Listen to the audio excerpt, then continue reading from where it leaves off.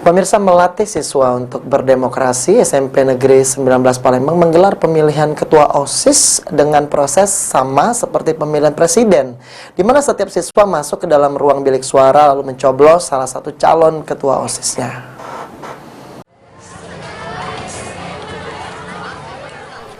Bukan hanya pemilihan presiden atau kepala daerah harus dilakukan secara demokratis.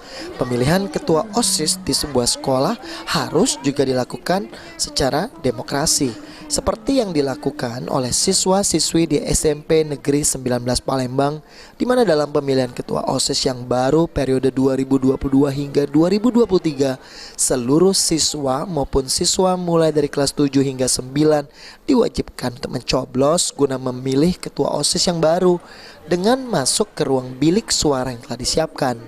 Sebelum dilakukan proses pemilihan, seluruh calon ketua OSIS juga telah melakukan kampanye, menyampaikan visi misi mereka saat upacara bendera hari Senin yang lalu.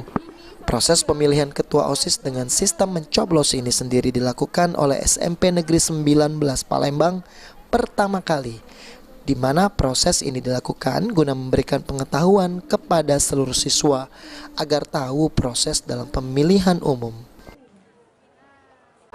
Ini pertama kali kita secara langsung seperti ini pertama kali, karena selama ini kan ke kelas-kelas juga virtual karena selama pandemi.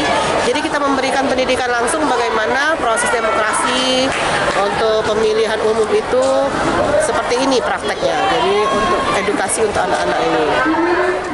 Dalam proses pemilihan ketua OSIS seperti pemilu ini sendiri cukup disambut antusias oleh para siswa-siswi SMP Negeri 19 karena mereka bisa memilih langsung calon ketua OSIS untuk kemajuan sekolahnya. Firman Hidayat, PAL TV.